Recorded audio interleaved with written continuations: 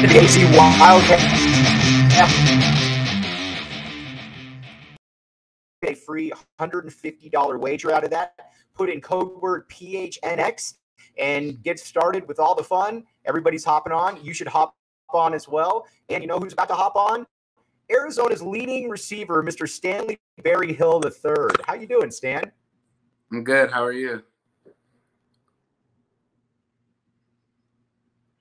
So let's talk a little bit before we get into the story of exactly Stan Berryhill. But let's talk about where the improvement that you guys showed from the NAU to the Oregon game. Now, people look at it and say, well, you know what? They still lost by. But you guys were in that game against one of the best teams in the country midway through the third quarter. What was different about that? Was it a different week in practice? You know, the quarterback change? What would you put some of that to? I would just say that it was our best week of practice. Everybody was locked in, limit the joking around, and I think everybody knew it's time to get serious about what was going on. And then now that we see how good we could actually be, I think it's just going to keep improving on from there. Now, what would you say? Jordan McLeod came in and he gave you guys a little bit of a spark, it seemed. And, you know, Jed Fish talked about how he had a little bit of a command out there amongst you guys. Was there, you know, what does Jordan bring to the table that's, you know, unique? Yeah, Jordan, he can move with his legs. He's very smart. He brings a calm sense. He has a lot of experience.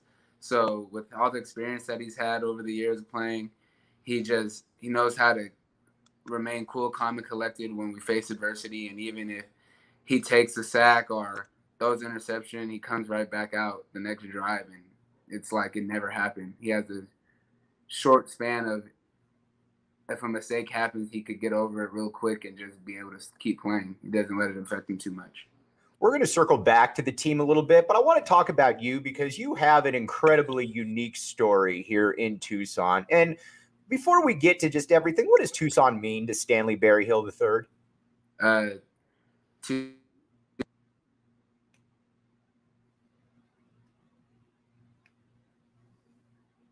It's everything that I've ever been. It's just, I don't know, it's hard to explain. It's just home. I've been here my whole life. It's where my family is. Both my parents live here. I went to high school here, played Pop Warner, Little League, all that. So I see people around all the time that I know, and it's just home. Yeah, all right. So let's talk about the Falcons. And people out there that don't know, the Tucson Falcons are kind of a staple in the Pop Warner scene. And you've had NFL guys, you've had your Demetrius Flanagan Fowles, you've had your, you know, I mean, Bijan played with you, Jamari Joyner played with you.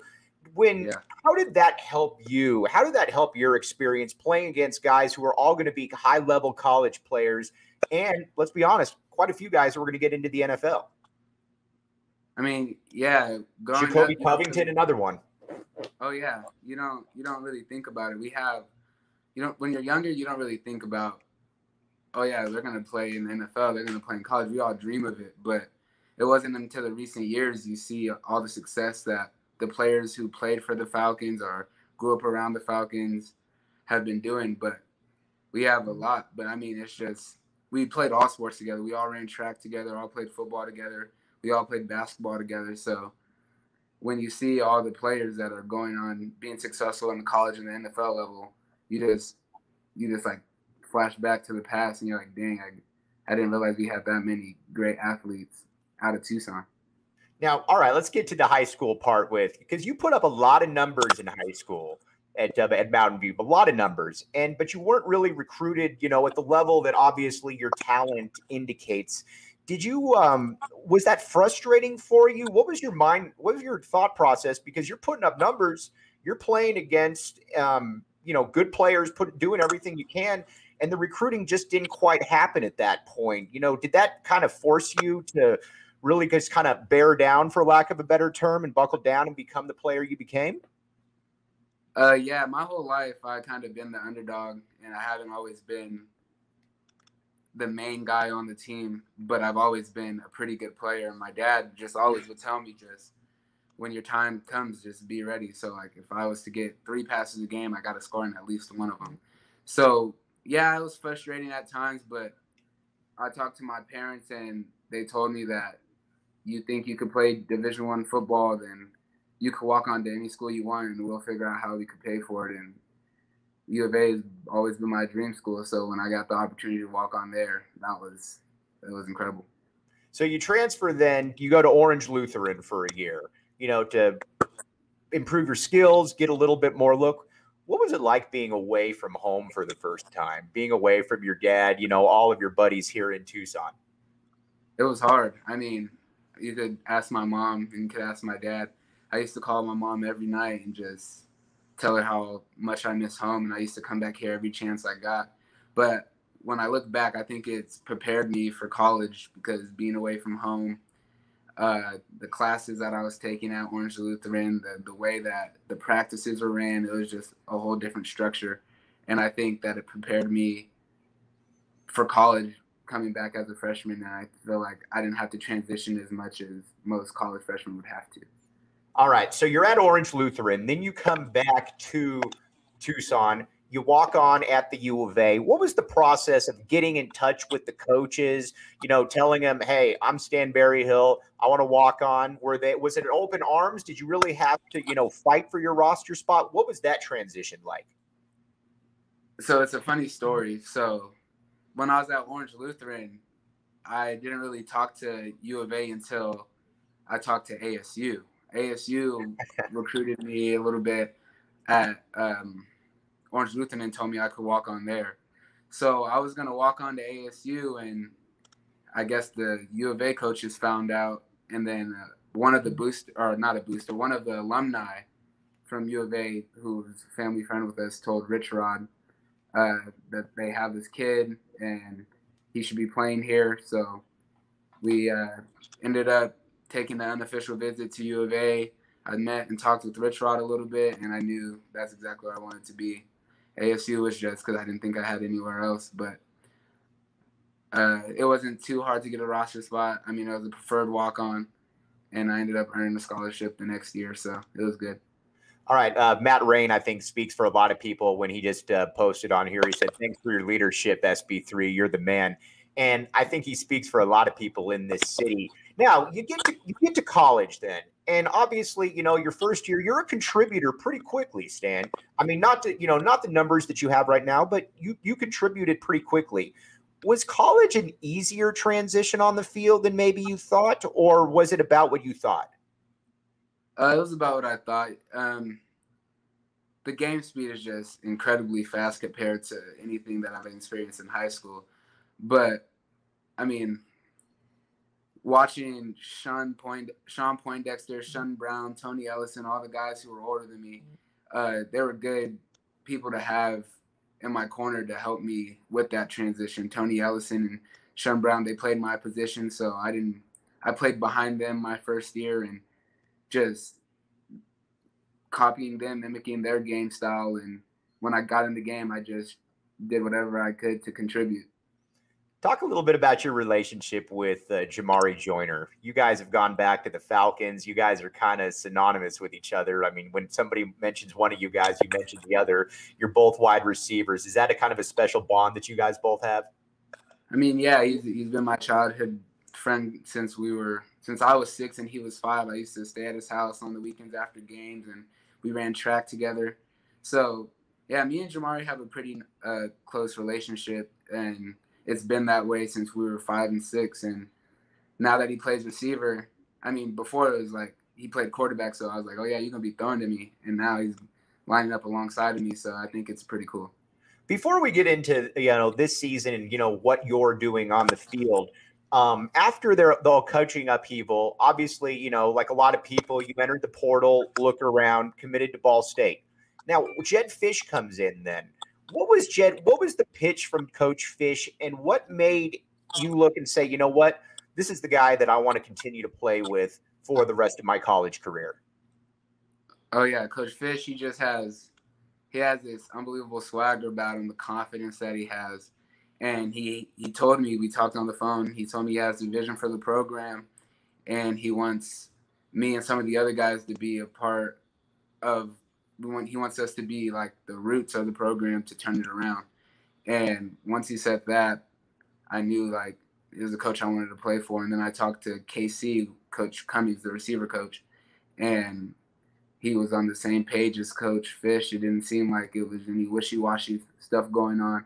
So once I talked to them, it was a no-brainer to just come back and continue to represent my hometown and play with the people I started playing with and not start somewhere fresh. All right, Stan. So then you've got Jedd Fisch talked in his presser, and I thought of you almost immediately. He was talking about, yes, you know what, we're not going to go to the Rose Bowl this year, but he said what these guys are doing right now is these are foundational players. And he said those guys are as important as anybody 4 years down the road when we get this going. Has he talked to you about that, being that you are one of the faces of the program, that you guys are laying the foundation for where they want to get to? I mean, yeah, he talks about it a lot, especially with our upperclassmen, the guys who have 1 year left, the guys who have 2 years left. And he talks about it with also the young guys. And he always tells us, like, you might not see it now, but in a couple years, you're going to look back and be like, oh, that's what we started. And you're going to have pride in Arizona football. And regardless of win or loss, I'm always going to have pride in Arizona football because it's what I do. It's where I've been. It's what I've always wanted to do my whole life. And so, yeah, he talks about it a little bit, but I think we all have an idea that we're the foundation of the turnaround. All right. When I told a couple people I was going to have you on, both of them told me, they said, you know what? If you bring up his stats, he's not going to want to talk about that. He's going to want to talk about the team. But you know what, Stan? I'm about to bring up your stats right now. You got 33 catches, 338 yards, a touchdown. You're one of the leading receivers in the nation as far as catches go. Did you have a feeling, and be honest here, did you have a feeling that this could be a big statistical year for Mr. Stanley Berryhill? Yeah, not stats. I get it. But, you know. Yeah, you kind of think about it sometimes, but I just think just make the most of my opportunities. It doesn't matter if I get 5 catches a game or 12 catches a game. As long as when I get the ball, I'm just going to try to do as much as possible when I do have the touches. So, yeah, you think about it and you talk about it with your teammates, your friends, family members, but I didn't know it was going to be like this. But so I just hope to keep going and keep improving my game. Coach Fish said after the first game against BYU that he needs to get you the ball at least 10 times a game. You've got to get 10 touches in any capacity. When you're in the film room, when you're with the coaches, how does that go? I'm not asking you to like break down, you know, the intricacies of what plays you're getting, but when they say we got to get Stan the ball or these are positions, how does that rundown go? Sometimes it's just plays. Like, it's not necessarily get Stan the ball, but it's just certain plays that in certain situations I could get the ball. So just be aware of those situations on the field. But for the most part, in meetings, it's more just constructive criticism on what I need to improve on rather than praise the whole time. So it's a nice reality check from when I look on social media and people are talking about how good I'm doing, but it's nice to always hear the constructive criticism so I know what I need to improve on and not just getting praised all the time. Yep. You talked a lot about your dad early on, about how important he's been for your development. He's at all the practices. You know, he's a guy that, you know, certainly sticks out. Talk a little bit about your dad and just kind of the influence he's been and how he's made you into the player that you are today.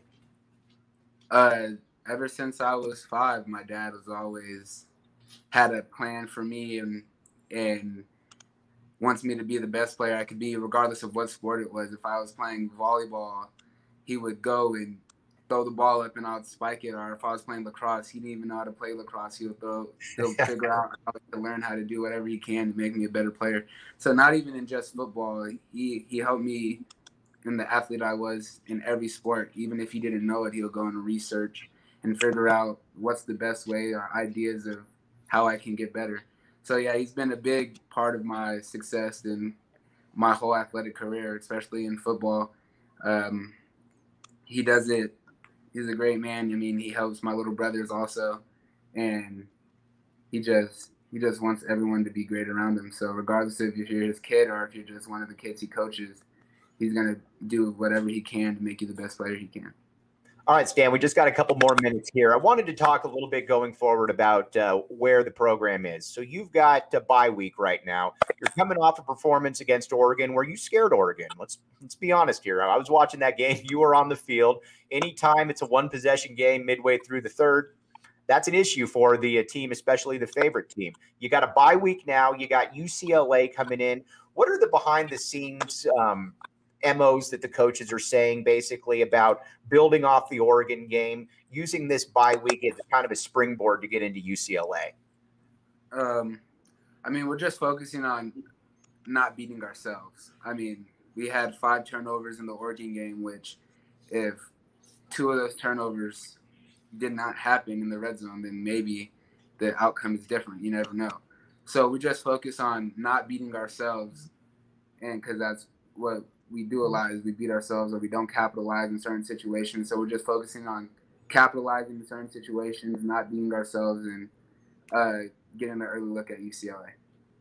Stan, I can't thank you enough for sharing about 15 minutes of your time. And, you can just tell by the YouTube comments, you're making a lot of people proud, and repping the city the way you had has been real incredibly impressive, and look forward to watching you the rest of the season, buddy. Yes, sir. Appreciate it. Okay, I appreciate it. That's Stanley Berryhill III joining us right here on AZ Wildcats podcast. All right. Here's the thing with Stan that I think is incredibly important and where people need to look at it and go from here. Stan, people talk about Tucson all the time, and you know what? There's not a lot of great players. You know what? There are good players in this city, and the problem is in the past is that guys like Stan, I don't know, have necessarily been prioritized. You look at South Point.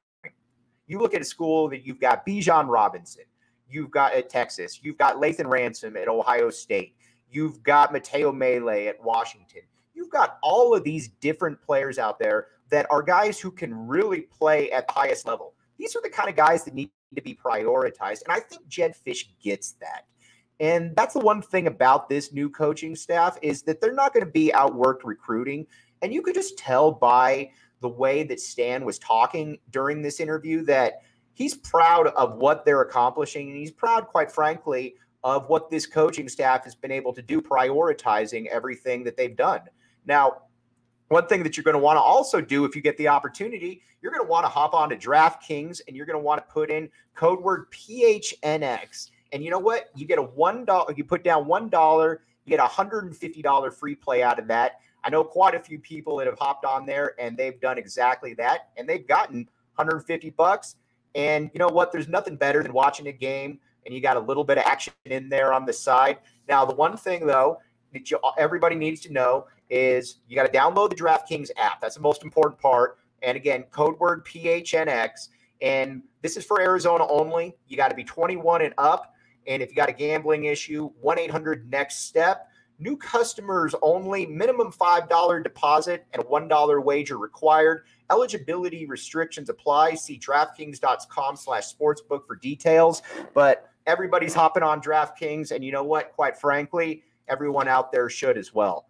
Now, Stan talked a little bit about what Tucson means to him. And its personal phrase I think is interesting because I'm a Tucson native. I have so many weird, meaningless stats, that you look over my shoulder. You've got the Lute Olson. You've got all of these different pride perspectives when it comes to the U of A. What I think, though, is that if you don't get the local kids, if you don't prioritize those kids, it doesn't really matter going forward because these are going to be the backbone. You look at some of the great teams on here, and a guy like Kelvin Efon just hopped in here and he said, "Keep up the good work, Stan." He's talked about it before. If you don't control your backyard, if you don't get the Stan Berryhills of the world, it doesn't really matter because those are guys who are going to be the foundational backbone. I thought Stan also made another interesting point too, where he's talking about he wanted to be able to do this for his city. And if you do that for your city, it's different. Anybody that grew up in Tucson, anybody that grew up in Dallas, Kelvin Efon, these are the kind of guys that are going to put in a little bit more. Not that the other players aren't, but they're going to put in a little bit more of an effort because it's pride.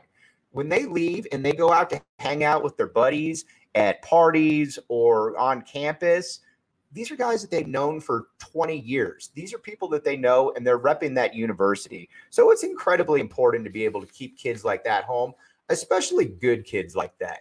Now, Scott Schlittenhardt just said, do you think it's because kids want new experiences and it doesn't matter what Arizona does?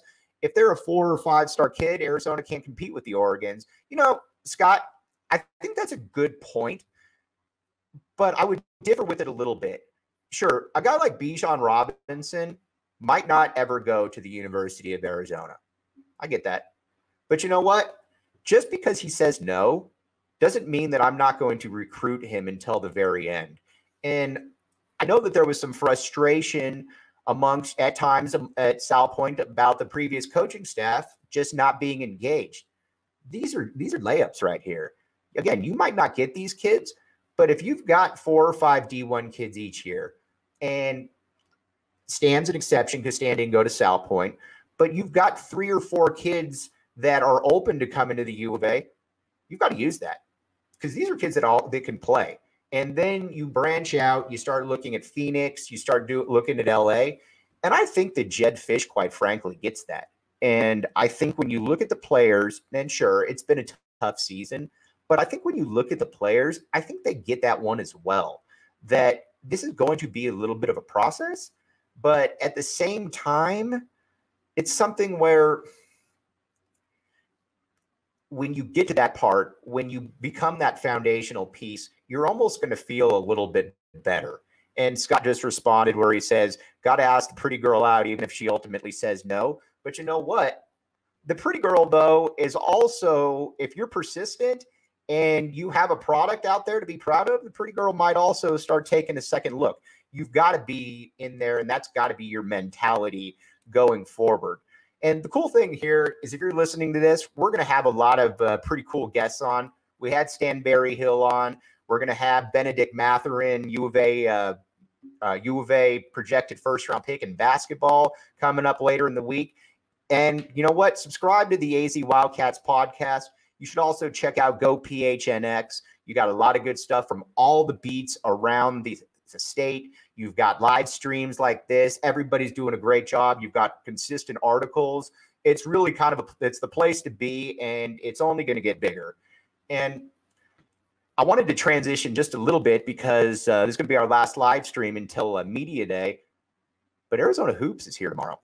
Arizona Media Day is here, and we're going to have a lot to talk about there. And we got an article that's going to be coming up in a little bit, but I think maybe the coolest thing about it is we're going to get to see Tommy Lloyd up close. We're going to get to see this basketball team and what they're really all about. And again, everybody knows about Benedict Mathurin and Azuolas Tubelis. Those are going to be the 2 best players on the team. You're looking at guys that are all conference caliber players. But you know the guy that I'm going to really be keeping an eye on? And that's going to be Kerr Kriisa. Now, it certainly helps that his name's Kerr. There's no doubt about that. If you were going to name a kid to be an Arizona basketball player and you wanted to go with someone's last name, well, I don't know that Bibby is necessarily an acceptable first name, but if you wanted to go with Kerr or Elliott, you're going to be able to do something with that. He's going to be the kid that is going to be given the reins at point guard U. And let's be honest, I think all eyes are going to be on him. And Tommy Lloyd has talked about how this is going to be a kid that has a lot of potential. He's going to be able to run. It's going to be more of a free-flowing type environment, I think. And so we'll have a lot of coverage about what exactly is expected out of Kerr and highlights just to see exactly what he can do. Other guys too. Christian Coloco, big man. How's he look? Everybody out there that's got Instagram has seen him rain in those 3-pointers. Is that going to translate to a game, or is that a Ben Simmons type thing? We'll find that out. Jaylen Terry. This is a local kid that a lot of people have watched since the very beginning. And he's a kid that I think has more potential than maybe he showed last year.